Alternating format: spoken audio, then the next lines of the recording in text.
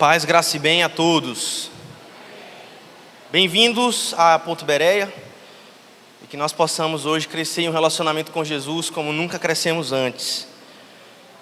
Que bom estar de volta com a minha querida igreja, né? Depois de uma semana aí.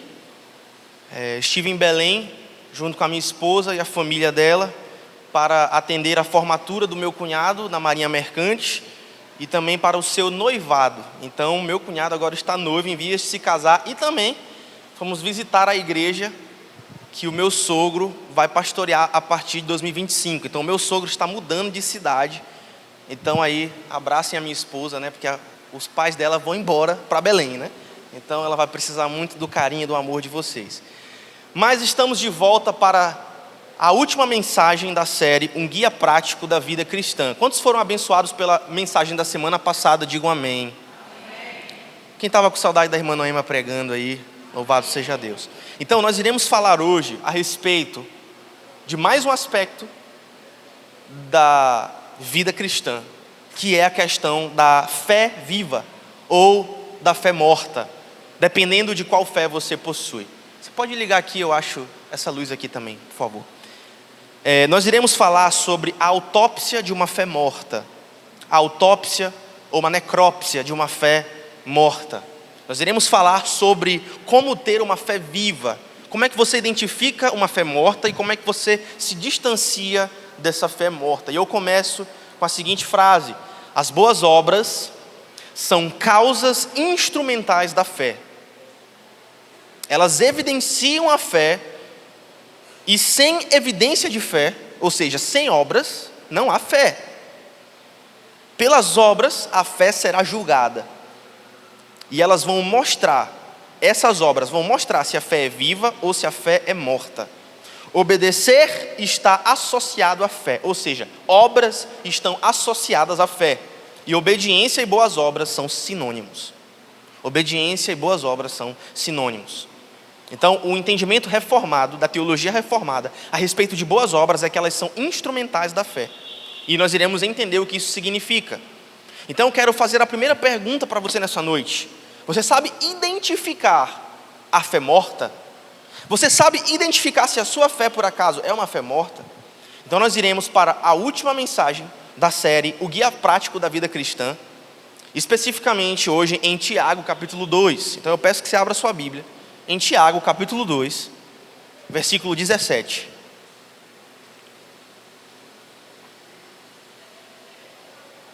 Tiago 2, 17.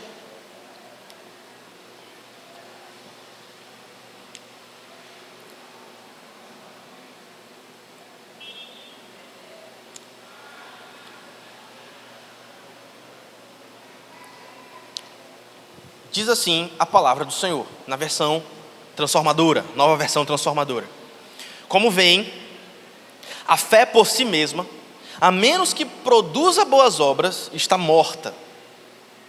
Como veem, a fé por si mesma, a menos que produza boas obras, está morta. E aí eu pergunto para vocês, a fé sem obras é morta. Mas será que nós não estamos diante de um dilema aqui nesse texto? Porque tem um outro apóstolo chamado apóstolo Paulo. E Paulo ensina que nenhuma obra, por melhor que seja, pode salvar uma pessoa. Paulo ensina, e Paulo está debaixo da mesma autoridade apostólica que Tiago, é o mesmo Espírito que está inspirando os dois. Mas, aparentemente, existe um dilema, porque Paulo ensina que nenhuma obra, por melhor que seja, pode salvar uma pessoa. Somente a fé em Jesus Cristo pode fazer isso. No entanto, nessa passagem, o apóstolo Tiago, ele vai trazer uma perspectiva diferente, aparentemente contraditória, por assim dizer, enfatizando que, embora a salvação seja pela fé, a fé verdadeira vem acompanhada de boas obras. Então, ele vai dizer, Tiago vai dizer que, ao obedecer a Deus, Abraão foi justificado. Em outras palavras, quando obedeceu, Abraão foi salvo. Será que é isso mesmo que Tiago está dizendo? Mas depois ele vai dizer que Raabe, a prostituta, ao esconder os espias, foi justificada. Mas será que é isso mesmo que Tiago está dizendo? Então, essencialmente, Tiago e Paulo não estão se contradizendo. Eles estão falando a respeito da mesma coisa, só que eles estão falando a respeito de duas faces da mesma moeda. Paulo e Tiago não estão se contradizendo, meus irmãos. Paulo e Tiago, eles estão falando a respeito de dois aspectos da mesma salvação. A salvação é uma, indivisível, intransferível, personalíssima. E Paulo está falando a mesma coisa que Tiago, só que eles estão falando de aspectos diferentes da salvação. Paulo foca na raiz da salvação, justificação diante de Deus, que é somente pela fé. Quantos dizem amém? E qualquer um de vocês que está salvo nessa noite, está salvo somente pela fé no Filho de Deus. Pela fé no Filho de Deus, somos o que somos, salvos, regenerados, justificados diante de Deus. Mas Tiago, ele não vai focar na raiz da salvação. Tiago vai focar no fruto da salvação, que é na justificação diante dos homens, que é evidenciado pelas obras. Quer ver um exemplo disso? Quando eu olho para o meu querido amigo Léo, que é o primeiro que eu posso olhar aqui para dar um exemplo, quando eu olho para o Léo, eu vejo uma pessoa. Só que Deus está olhando para Léo e ele vê além da pessoa. Deus olha para o Léo e vê que Léo está vestido com a justiça de Cristo. E se Léo está vestido espiritualmente com a justiça de Cristo, Léo é salvo. Só que eu não sou Deus, irmãos. Algum de vocês é Deus? Quando você olha para mim, você consegue ver salvação dentro de mim? Ou você só consegue ver aquilo que eu faço, a roupa que eu visto, as palavras que eu digo, sim ou não? Então, existem dois aspectos da justificação. Existe a justificação diante de Deus, e só Deus pode ver, que é a justificação pela fé. E existe a justificação diante dos homens, que são as obras. Porque eu só consigo ver as obras de Léo. Se o Léo é impuro, imoral, lascivo, eu posso dizer que não existe justificação nele, porque eu não vejo obras. Mas se eu vejo que Léo é devoto a Deus, se eu vejo que Léo leva Deus a sério, se eu vejo que as afeições de Léo são reorientadas para Deus, ele ama as coisas de Deus, ele ama a vida de Deus, então eu posso dizer que existem obras que justificam Léo diante dos homens. Quantos entendem até aqui, digam amém. Então Paulo e Tiago estão falando da mesma salvação, só que de duas faces diferentes da mesma moeda. E a compreensão chave aqui é que a fé que salva uma pessoa não é passiva e sozinha. Vou repetir, a fé que salva uma pessoa não é passiva e sozinha, não é uma fé inativa, mas é uma fé que se manifesta em boas obras. Essas boas obras são instrumentais à fé. Esse é o entendimento da teologia reformada, histórica, ortodoxa. Ao longo dos séculos de história da igreja, nós entendemos que as boas obras confirmam a fé. E aí mais uma vez eu vou fazer essa citação. Ou como se diz na teologia reformada, as boas obras são causas instrumentais da fé. Elas evidenciam a fé. E sem a evidência da fé, ou seja, sem as boas obras, não existe fé. As obras são a fé em ação.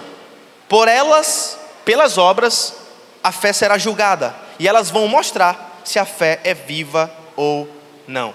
Então, nós iremos falar agora sobre a autópsia de uma fé morta. A autópsia de uma fé morta.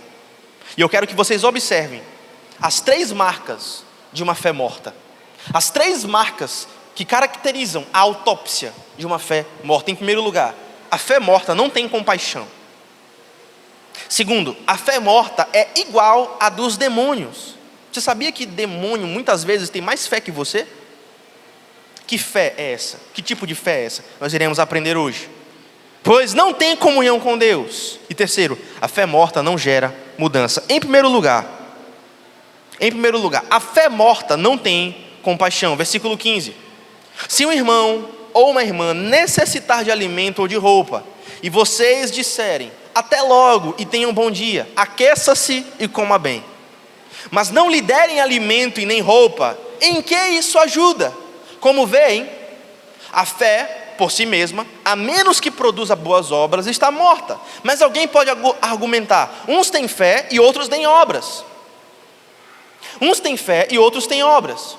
Sabe o que é isso aqui, gente? É quando você olha dentro da igreja pessoas com dons diferentes, ou então pessoas com aptidões diferentes, e aí alguém diz a respeito daquela pessoa, de fulano de tal: olha como fulano é um homem de oração, olha como fulano é um homem cheio de Deus, mas ele não faz nada. Mas não precisa fazer nada, afinal de contas o dom dele é o dom da oração. Deus chamou ele para o ministério da intercessão. Por outro lado, tem um camarada que ele é pau para toda obra na igreja. Ele disponibiliza o carro dele para a igreja, ele doa os recursos financeiros dele para a igreja, e ele é pau para toda obra. Só que é um cara que xinga, ele trai a mulher dele, o tempo todo ele está debaixo de disciplina. E aí alguém pode dizer assim: não, mas o dom dele é ajudar, né? É exatamente isso que Tiago está dizendo aqui. Olha, uns têm boas obras e outros têm fé. Só que Tiago vai desmontar esse argumento ao dizer o seguinte: mostre-me a sua fé sem obras, e eu pelas minhas obras lhe mostrarei a minha fé. Ou seja, para que você entenda e saiba que a minha fé é verdadeira, eu necessariamente preciso mostrar essas boas obras, porque senão não existe fé de verdade. Tiago está dizendo que frases, cânticos, tradições, credos, confissões públicas não vão te levar para o céu. E desde o início que nós começamos a fazer as confissões públicas de fé, nós deixamos claro que não é isso que salva ninguém, mas isso é instrumental para a nossa igreja. Não é isso que salva ninguém. Então você pode fazer todos os domingos a oração aqui da confissão pública de pecados e os seus pecados não serem perdoados, porque Deus não está perto de pessoas que não se arrependem em seu coração. Deus está perto de pessoas que se entregam a Ele genuinamente, com um coração contrito, um espírito abatido, e Deus está perto dessas pessoas. Então, eu quero deixar muito claro para vocês que a verdadeira fé não é jargão. A verdadeira fé não são frases piedosas. A verdadeira fé que te leva para o céu não são meras palavras, dizendo aquilo que você acredita. Não é recitar um credo, não é você cantar as canções da Bereia. E todas as coisas cooperam para o bem daqueles que amam a Deus, diz a nossa canção, né? Mas será que você ama a Deus? Essa que é a questão. A verdadeira fé te dá amor pelas pessoas. É isso que mostra que existe fé verdadeira em seu coração. É isso que mostra que existe um agir regenerador do Espírito no seu coração. É isso que mostra que existe uma explosão de Deus na tua vida que traz vida. O dunamis de Deus. A verdadeira fé te dá amor pelas pessoas. Tiago está dizendo o seguinte: olha, se você vê uma pessoa que está passando por necessidade, e você só diz assim para ela: olha, Deus te abençoe, vá em paz. Isso não quer dizer absolutamente nada. Isso não vale de absolutamente nada. A verdadeira fé te dá amor pelas pessoas. Você não somente diz: olha, que Deus te abençoe, mas você ora por aquela pessoa. Você não somente diz: olha, fique com a barriga cheia. Vocês já viram aquele meme que tem no Instagram, que o pastor angolano bota a mão na cabeça do outro e diz assim: receba inteligência, né? É isso que Tiago está dizendo. Você não é simplesmente, vai tentar passar no concurso e vai chegar para mim e dizer assim: pastor, ora para que Deus coloque todo o conteúdo da matéria aqui na minha cabeça. Não estuda não para tu ver se tu vai passar. Não é assim que as coisas funcionam. Você tem que agir, você tem que estudar, você tem que encher a barriga daquela pessoa com uma sopa, você vai pagar um lanche para ela, você vai exercitar a sua hospitalidade. E ontem nós reinauguramos um aspecto da nossa igreja que estava adormecido, que é a questão da evangelização fora da igreja. E nós fomos ali para um ambiente secular, que foi aquele asilo, né? Terça da Serra, o nome do asilo, onde tem vários velhinhos. Na verdade é uma casa de repouso que eles chamam, né? Não pode nem mais falar asilo, né? É uma casa de repouso onde tem os velhinhos, e a gente foi ali naqueles velhinhos para pregar o evangelho através das músicas. Porque não adianta eu chegar e orar aqui na igreja e dizer assim: Deus, alcança aqueles velhinhos que já estão perto de conhecer o Senhor, né, o Criador, porque já estão perto de morrer, muitos deles. Na próxima vez que a gente voltar lá, já não vão estar lá mais. E não adianta só eu orar por eles: Deus, encontra eles. Mas o que eu estou fazendo para que eles sejam encontrados? Percebe isso? Então eu quero que eles sejam encontrados. Então o que eu faço? Eu prego o evangelho para eles através das canções. E foi isso que nós fomos fazer lá ontem. O meu coração estava angustiado, porque desde o início da nossa igreja, nós estávamos tentando voltar de novo para o ritmo de apresentações fora da igreja. Já há alguns 10 anos que nós não fazemos apresentação dentro de igreja. Por quê? Porque não tem muito sentido. Nós queremos alcançar as pessoas de fora. Nós queremos que o reino de Deus se estabeleça fora. E é isso a que nos propomos. Então, é sobre isso que se trata a fé morta. A fé morta não tem compaixão. A fé morta só ora pelo camarada, e ora pelos idosos, e ora pelas pessoas pobres, mas não faz nada por elas. Esse é um exemplo de uma fé morta. Queridos, repetir palavras não vai encher a barriga das pessoas famintas. Quantos entendem isso? E assim Tiago usa o primeiro ponto e diz que na autópsia de uma fé morta existe uma pessoa que não tem compaixão. Agora, não para por aí. A fé morta também, ela não somente não tem compaixão, mas outro aspecto da autópsia da fé morta é que ela é igual à dos demônios, pois não tem comunhão com Deus. Perceba, a fé que não salva é como a fé dos demônios. Perceba o versículo 19. Você diz que crê que há um único Deus. Muito bem, Sherlock Holmes. Parece que temos um Sherlock aqui, né? Você diz que você crê em Deus. Até os demônios creem e tremem. Até os demônios creem e tremem. A pergunta que eu faço para você é: em que você é melhor que um demônio? Porque muitas vezes você não treme da palavra de Deus. Eles creem e tremem. Eles creem e tremem. Em outras palavras, é possível crer em Deus e ainda assim não ter uma fé que salva. É o famoso, e todos aqui já ouviram isso: ah, pastor, mas eu já tenho Deus no meu coração. Quantos já ouviram isso quando foram evangelizar? No interior tem muito disso, né? Uma cultura absolutamente religiosa e ao mesmo tempo absolutamente pagã. Isso é uma esquizofrenia que só acontece no Brasil. Você vai em qualquer interior aí fazer evangelismo, quem tem assim o joelho calejado de evangelismo sabe o que é a esquizofrenia da religiosidade brasileira. É um povo extremamente religioso e extremamente pagão ao mesmo tempo. Como é que você explica isso? Né? É esquizofrênico. Então, você chega numa casa e você diz para a pessoa: olha, eu vou te apresentar um Jesus real. Não é um Jesus de religiosidade, mas é um Jesus de uma religião verdadeira. É o Jesus que salva, que liberta, que tem poder de dar a vida eterna. Aí o que o camarada vai dizer com um cigarrinho na mão, né? Ah, mas eu já tenho Deus no meu coração. Aí você sabe o que você responde para ele? Tiago vai dizer: ah é? Tu tem Deus no teu coração? Até os demônios creem e tremem de medo. E tremem de medo. Aí você pega, claro que você não sei, né, também. Às vezes o evangelho é ofensivo. Às vezes o evangelismo ele é ofensivo, né, irmãos? E às vezes você diz assim para a pessoa: ah, você tem Deus no coração? Então me mostre as tuas boas obras. Ah, pastor, essa semana eu traí a mulher só 2 vezes, né? Ah, pastor, eu não tenho nenhum prazer pelas coisas de Deus. Eu vivo como um demônio, mas eu creio, eu tenho Deus no meu coração. Ah é? Até os demônios creem e tremem. Sabe por quê? Porque os demônios creem em Deus, mas a fé dos demônios é inútil. Talvez a sua fé, mesmo crendo em Deus, é uma fé inútil. Os demônios acreditam ou não acreditam que Jesus é o Filho de Deus? Mateus 8:29, os demônios dizem: que temos nós contigo, Jesus, Filho do Deus Altíssimo? Jesus os demônios, não tem dúvida a respeito de quem Jesus é.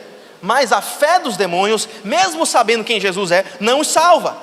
Os demônios tremem de medo de Jesus, mas eles não têm um relacionamento com Ele. A fé dos demônios não os salva. Eles tremem diante de Jesus, mas aquilo que eles tremem diante de Jesus é um tremor de medo.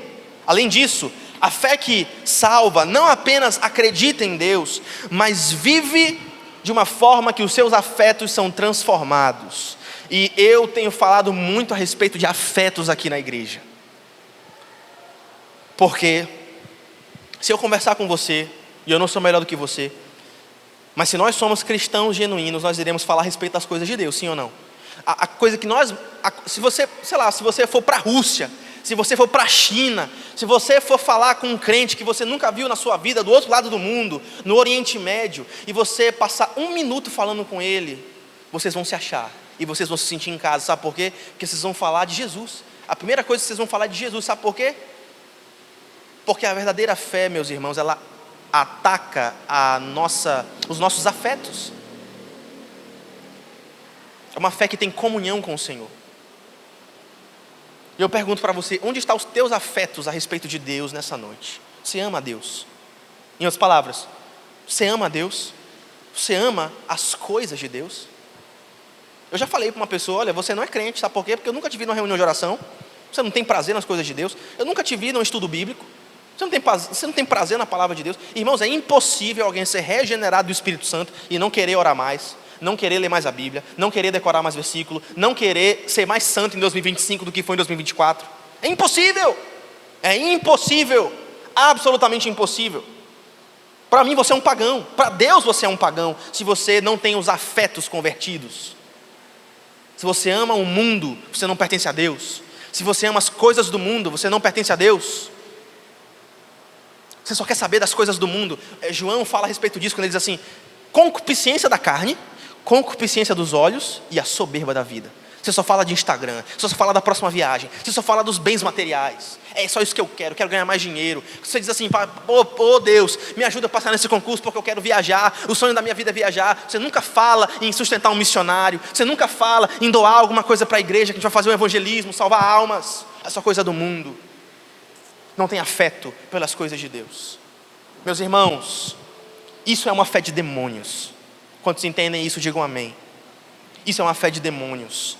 A fé que salva não é apenas acreditar em Deus, mas é ter uma coisa que afeta. E eu estava falando ali com a Josélia, quando a gente foi no curso de ação de graças, pelos 10 anos de conversão da Josélia. Quantos de vocês já fizeram um aniversário de conversão? Com bolo e tudo mais. E foi uma grande bênção. E sabe qual foi o marco decretador? O marco a evidência maior da conversão da Josélia é que antes dela se converter, antes de Deus fazer uma obra na vida dela, ela ia para Cabão. Você sabe onde é o Cabão? O inferninho que tem ali na beira-mar, né?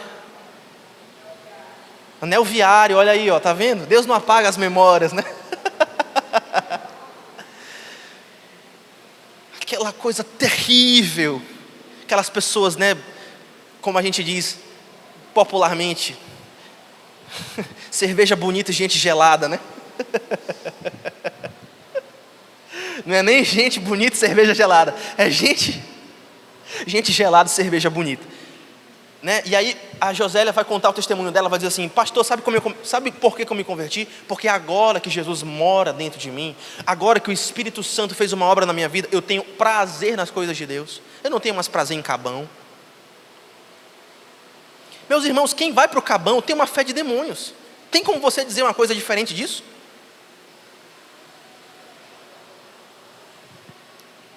Deus tem misericórdia de nós. Deus tenha misericórdia de nós. Agora, Romanos 5:1 diz assim: justificados, pois, mediante a fé, eu e você temos o quê? Guerra com Deus? Sim ou não? Paz com Deus. É isso que a salvação faz. É isso que uma fé viva faz. Os demônios, eles creem, mas eles tremem de medo do Senhor. A palavra tremem no versículo 19 do capítulo 2 de Tiago, quando diz assim: olha, os demônios creem e tremem. Eles tremem de medo. É uma reação de terror, é uma reação de angústia. A fé dos demônios não traz alegria. A fé dos demônios não traz comunhão com Deus. É uma fé marcada pelo medo. É uma fé marcada pela desconfiança e pelo terror. Porque Jesus os aterroriza. Inclusive tem uma passagem no Antigo Testamento que diz assim: olha, os demônios se apresentaram para Jesus e disseram assim: o que temos nós contigo, Jesus, Filho do Deus Altíssimo? Vieste nos atormentar antes do tempo? Bem sabemos quem tu és, o Santo de Deus. Os demônios sabem, meus irmãos. A questão é: a sua fé é parecida com a deles? A sua fé é uma fé de medo? A sua fé é uma experiência traumática com Deus? Muitos creem, diz João 2, 23 e 24, muitos creram em seu nome, vendo os sinais que ele fazia, mas Jesus não se confiava a eles. Ou seja, muitos sabem quem Deus é, mas sabem de uma forma superficial, que se baseia apenas nos milagres que Deus pode oferecer. É aquele cara que ora para Deus dar um carro e faz um voto com Deus, e quando Deus dá um carro, ele vaza. Ele está em busca das coisas que Deus pode dar, mas nunca o seu afeto foi convertido a Deus. Ele não ama a beleza de Deus, a beleza da sua santidade. Ele não ama a presença de Deus. Meus irmãos, Deus tenha misericórdia de nós. Quando foi a última vez que você teve um encontro com Jesus? Quando foi a última vez que você se jogou na presença dEle? Pastor, eu nunca tive uma experiência dela. Por que não? A fé verdadeira leva uma vida de comunhão com Deus. Você anda com Deus. Você é como Enoque. Você é como Noé. Você é como Jó. Você desvia os seus olhos do mal. Você rejeita a concupiscência dos olhos. Você rejeita a concupiscência da carne. Você rejeita a soberba da vida. Senão, a sua fé é como a dos demônios. E em terceiro lugar, a terceira evidência de uma fé morta é que ela não gera mudança. Então, em primeiro lugar, a autópsia de uma fé morta é que ela não tem compaixão. Ela não tem compaixão. Eu oro pelos velhinhos lá da Terça do Sol, né? Da Serra, Terça da Serra. Eu oro pelos velhinhos, mas eu não faço nada por eles. E eu lembro quando o coral tinha uma rotina de apresentações muito forte. Esse era um braço de evangelização. E dentro de áreas seculares aqui da cidade. Então, existem áreas que são protegidas pelo aquilo que a gente chama no direito de laicismo. Laicismo não, laicidade, que é, você não pode fazer uma confissão religiosa dentro de certas repartições públicas. O que é um absurdo, porque Jesus é Senhor sobre as repartições públicas, né? Vou até fazer um desabafo. Por que a gente tem que fazer prova dia de domingo? Vocês já pararam para pensar nisso? Por que adventista não faz prova dia de sábado, mas nós que somos protestantes temos que fazer prova dia de domingo? Vocês já pararam para pensar nisso? A gente tem que se revoltar, meus irmãos. Eu estou falando sério. Eu fico bolado com isso. Por que não respeitam o dia do Senhor? Que é um dia santificado para o Senhor, sim ou não? Por que a gente tem que fazer prova dia de domingo? Só uma reflexão aí para vocês, né? Então, meus irmãos, em primeiro lugar, a fé morta não tem compaixão. Em segundo lugar, a fé morta, ela é igual a dos demônios, porque ela não tem comunhão com Deus. É aquele cara que ele sabe quem Deus é, mas a contemplação de Deus na mente gera terror. E em terceiro lugar, a fé morta, a autópsia da fé morta, a terceira parte dessa autópsia é que ela não gera mudança. Perceba, Tiago 2,26, a fé sem obras é morta.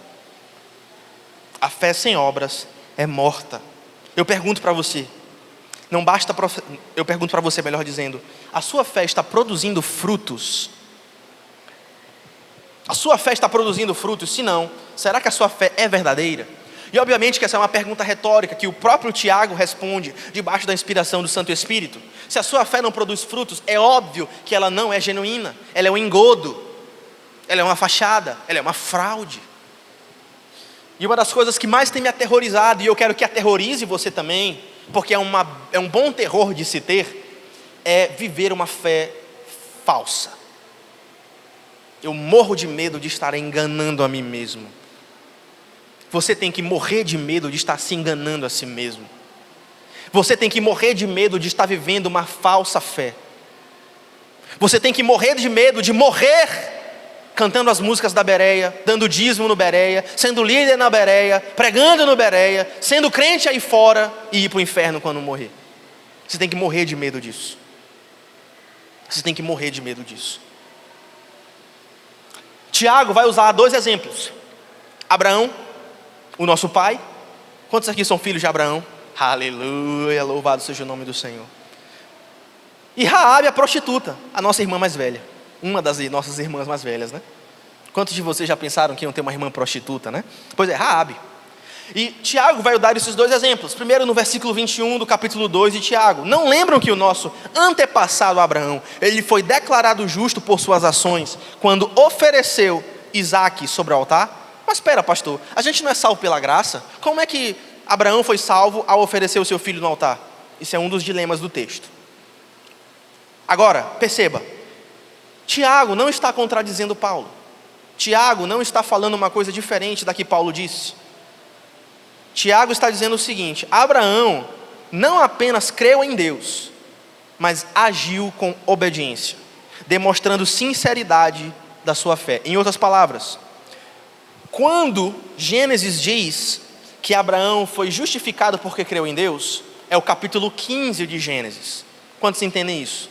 Capítulo 15 de Gênesis, Moisés vai dizer que Abraão creu em Deus e isso lhe foi imputado por justiça. Gênesis capítulo 15. Beleza. 30 anos depois, no capítulo 22 de Gênesis, 30 anos depois, no capítulo 22 de Gênesis, 7 capítulos depois, Abraão oferece Isaque sobre o altar. Em outras palavras, o que aconteceu foi o seguinte: Gênesis 15, quando Abraão creu, foi evidenciado apenas 30 anos depois em Gênesis 22, quando ele oferece o seu filho a Deus. É isso, é simples. Em Gênesis 15, Abraão é justificado porque creu em Deus. 30 anos depois, essa fé é validada diante dos homens, ao oferecer em obediência o seu filho, segundo Deus havia pedido dele. Em outras palavras, o evento de Gênesis 22 foi apenas uma confirmação do capítulo 15. Quantos entendem isso? Digam amém. Vou repetir. O evento de Gênesis 22, que é Abraão oferecer Isaque como sacrifício, é apenas uma confirmação da fé que aconteceu 30 anos antes.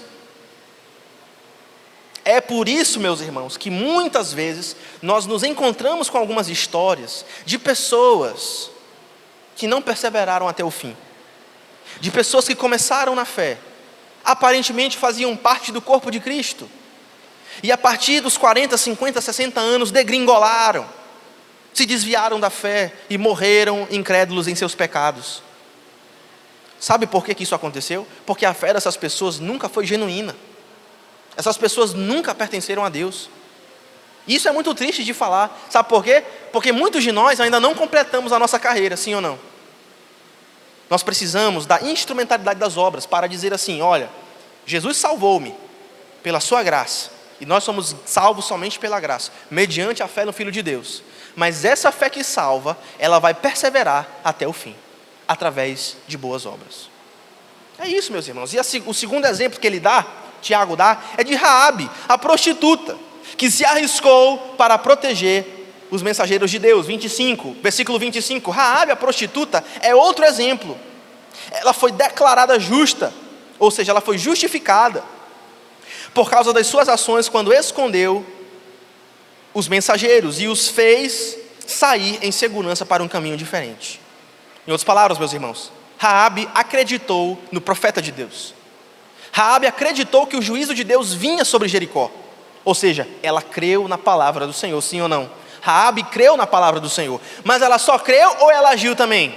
Ela agiu também. O que ela fez?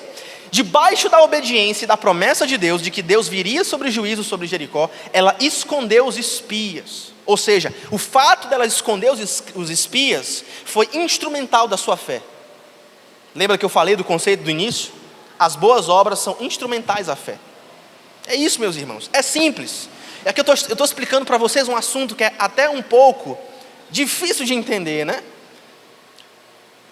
Eu li um texto preparando essa mensagem que eu não entendi nada a primeira vez que eu li, que falava justamente a respeito disso, sobre como as boas obras são instrumentais à fé. E aí, mas é basicamente isso. Raabe não somente creu na palavra de Deus, mas através das suas ações ela escondeu os mensageiros e os fez sair em segurança por um caminho melhor. Ou seja, meus irmãos, a fé verdadeira não é apenas intelectual, mas é uma fé que pratica aquilo que acredita. E aí Tiago termina usando uma ilustração poderosa, versículo 26. Assim como o corpo sem fôlego está morto, também a fé sem obras é morta. Isso aqui é sabedoria de Deus para a tua vida. Você está enganado se você acredita que a salvação pela graça não produz boas obras. Vou repetir. Você está vivendo enganada, se você acredita que a salvação pela graça não produz obras. Você está enganado, você está se enganando, você está perdendo seu tempo. E você precisaria ficar aterrorizado a esse respeito. A salvação é pela graça de Deus, não por obras. Mas a fé que recebemos leva às boas obras, as quais Deus preparou para que andássemos nelas. Queridos, se alguém está em Cristo, é uma nova criação. As coisas antigas já passaram, e eis que todas as coisas se fizeram novas. A fé que não transforma é uma fé falsa. E eu pergunto para vocês nessa noite: uma fé falsa salva, meus irmãos? A fé que transforma, pelo contrário, muda o comportamento, muda as atitudes e muda as afeições. Você ama Jesus nessa noite? Você ama as coisas de Deus? Você ama orar? Quantos de vocês gostam de orar? Quantos de vocês amam ler a palavra de Deus? Quantos de vocês, quando não tem mais absolutamente nada, sabem que podem encontrar algo na palavra de Deus, na presença de Deus? Isso é afeição, meus irmãos, isso não é intelectual. Quantos teólogos cabeçudos vão para o inferno? Cabeçudos que eu digo cheios de conhecimento na cabeça, né? Quantos pastores que você admira já caíram? Que sabem muito de Bíblia? Caio Fábio, Ed Renekiewicz, muitos outros nos Estados Unidos, que foram influência para esses caras que eu acabei de citar, né? Quantas pessoas você conhece que caíram sabendo muito de teologia? Porque não é uma questão intelectual, é uma questão de afetos, meus irmãos. É uma questão de afetos. Eu amo a Deus, eu gosto de estar na presença de Deus, eu amo o caráter de Deus, eu amo a santidade de Deus, eu adoro na beleza da sua santidade. Meus irmãos, um ímpio, uma pessoa que está no cabão, ela não acha Deus bonito.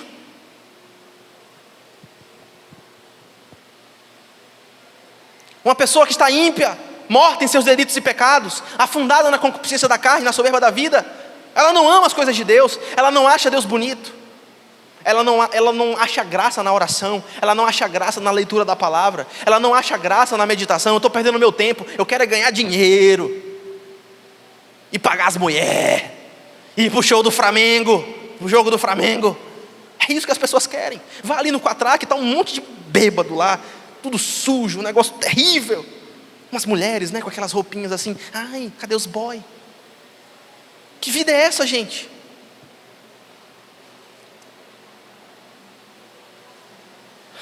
Jesus veio para destruir essas obras do diabo, né? Jesus veio para destruir isso. Jesus veio para destruir as obras do diabo. Meus irmãos, não se engane nessa noite. Não se engane nessa noite. As suas escolhas, o seu afeto. Eu quero focar. Jonathan Edwards, que foi um dos maiores pregadores, foi um dos maiores teólogos que já pisou na história da humanidade. Jonathan Edwards foi talvez uma das 10 maiores mentes que já pisou na história da humanidade, junto com o apóstolo Paulo, junto com Martin Lloyd Jones, né? Jonathan Edwards era um físico, matemático, pregador, teólogo. Ele fundou a Universidade de Princeton, nos Estados Unidos, que faz parte da Ivy League, né? São as 10 maiores universidades dos Estados Unidos. Era um homem de Deus, pastor de igreja também.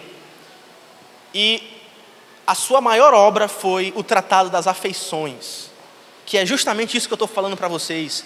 E ele vai dizer na sua obra extensa, Jonathan Edwards, depois vocês comprem o livro, comprem todos os livros do Jonathan Edwards, né? E leiam tudo. E ele vai dizer que a marca do cristão é a afeição pelas coisas de Deus. E infelizmente, até aqui na nossa igreja, eu vejo muitas pessoas amando mais o mundo do que as coisas de Deus. E eu tenho uma má notícia para te dar. E depois da má notícia vem a boa nova, né? Depois da má nova vem a boa nova. A má nova é que se as suas afeições não são orientadas para Deus, é muito difícil que exista uma fé verdadeira dentro de você. É muito difícil. Infelizmente eu tenho que te dizer isso. A boa nova é que Jesus te oferece um caminho melhor. Agora, perceba. Qual é o nosso problema, meus irmãos? A fé que não gera transformação é uma ilusão. Nós vivemos em um mundo, meus irmãos, que para muitos pastores está tudo bem o Wesley Safadão se batizar lá no Rio Jordão com a bênção do pastor e depois ir fazer show, né? Nós vivemos uma cultura que está tudo certo para você dizer que você é, quando na verdade você não é. Essa é a cultura que você vive. Nós vivemos uma cultura em que é aceitável você dizer que você é um crente nominal ou um católico nominal. É essa cultura que você vive. Mas eu quero te dizer uma coisa nessa noite. Deus não está nem um pouco interessado em lábios mentirosos. A Bíblia diz assim: olha, esse povo me honra com os lábios. É você cantando aqui: nosso Deus é o leão, leão de Judá, rugindo com poder por nós. E Deus olhando lá de cima diz assim: eu nem conheço vocês, porque vocês me honram com os lábios, mas o coração de vocês está longe de mim. Para Deus não faz diferença. Sabe qual é o critério de Deus, meus irmãos? Sabe qual é o critério de Deus? Eu vou dizer para você, Malaquias 1,6. Malaquias 1,6 é o critério de Deus. O Senhor dos Exércitos diz aos sacerdotes, que eram aqueles que deveriam ser os mais crentes, do povo. O Senhor dos Exércitos está dizendo para essas pessoas: olha, vocês dizem que vocês são crentes? E aí Deus vai dizer para eles: o filho honra seu pai, e o servo respeita o seu senhor. Se eu sou seu pai, e se eu sou o seu senhor, eu pergunto: cadê a honra e o respeito que eu mereço?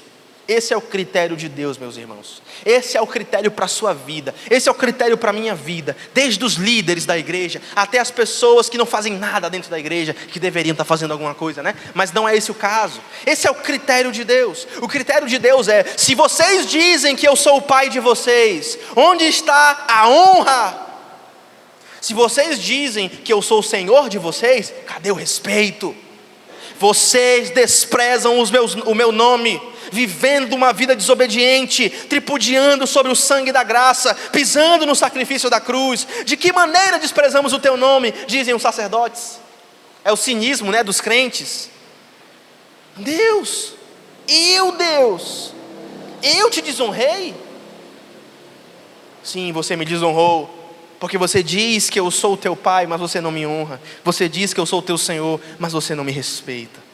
Queridos, que Deus tenha misericórdia de nós. Mas o Evangelho então nos oferece um caminho melhor. Qual é o caminho do Evangelho? O caminho do Evangelho é o sacrifício substitutivo de Jesus na cruz do Calvário em nosso lugar. Louvado seja o seu santo nome. Sabe o que isso quer dizer? Da cruz do Calvário, Jesus recebeu o desprezo e o abandono do seu Pai. Na cruz do Calvário, Jesus não recebeu compaixão de Deus, mas Jesus morreu para que hoje, você e eu, pudéssemos viver em compaixão pelas almas perdidas. E é assim que se mostra a nossa fé. Jesus perdeu sua comunhão com o Pai na cruz do Calvário, para que hoje, eu e você, pecadores, possamos ser reconciliados e ter comunhão com Deus, por meio de Cristo Jesus e por meio da fé.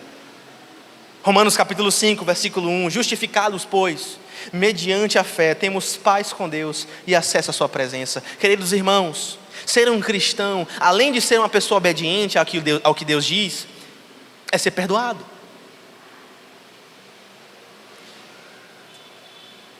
A lógica do cristianismo não é mérito, é graça, sim ou não? Louvado seja o nome do Senhor. Jesus viveu sem culpa, Jesus viveu sem pecado, mas foi levado à morte para que eu e você hoje, na nossa fragilidade e imperfeição, possamos viver em novidade de vida, para a sua glória e para o nosso bem. E Jesus é a razão pela qual eu e você hoje podemos viver com um novo propósito, uma nova esperança e novidade de vida, e um novo poder para obedecer, servir a Deus e amar e servir o próximo também. Meus irmãos, não se enganem com uma fé morta. Olhem para dentro de vocês nesse momento e vejam se a fé de vocês é morta. Vejam se vocês acham os elementos da autópsia de uma fé morta. E corram para Cristo, para que vocês possam ter alguma esperança, pois somente nele existe esperança. Cadê os crentes nessa noite aqui? Digam amém. Crentes, vocês hoje foram lembrados dos seus deveres, sobre a verdade de que a fé sem obras é morta. Mas como é que isso se aplica no seu dia a dia? Vamos refletir sobre três pontos rapidamente, para refletir e praticar. A fé verdadeira se manifesta em compaixão. Maridos, você é compassivo com a sua esposa? Você tem compaixão da sua esposa? Esposas, vocês são compreensivas com os maridos de vocês? Filhos, vocês obedecem os pais de vocês com uma demonstração de amor por eles? Patrões, vocês são caridosos com os funcionários de vocês? Vocês são caridosos entre a família de vocês? A verdadeira fé se mostra em compaixão. 2. A verdadeira fé traz comunhão com Deus. Queridos, talvez a sua fé é igual a de um demônio, que acreditam em Deus, mas não tem um relacionamento com Ele, não tem comunhão com Ele. Se a sua fé é apenas intelectual, não serve de absolutamente nada. Perceba isso, internalize isso, não deixe ser enganado. Como é que está a sua fé no dia de hoje? E em terceiro lugar, a fé verdadeira gera mudança. A fé verdadeira gera ação. A fé verdadeira levanta-se da cadeira e faz algo. Abraão e Raabe não apenas creram, mas obedeceram. Abraão ofereceu o seu próprio filho a quem ele amava, porque creu em Deus, e isso lhe foi imputado por justiça. A fé que te salva, te mantém e produz fruto até você morrer. Não se engane. E Raabe, da mesma forma, creu na palavra e na promessa de Deus e agiu, escondendo os espias e dando a eles um escape. Com os corações crentes agora, recebam a bênção de Deus. Aquele que é poderoso para fazer infinitamente mais, além de tudo quanto pedimos ou pensamos, segundo o seu poder que opera em nós. Seja a glória nessa igreja e em Cristo Jesus, por todas as gerações e para todos sempre. E a igreja concorda em fé dizendo amém, amém e amém.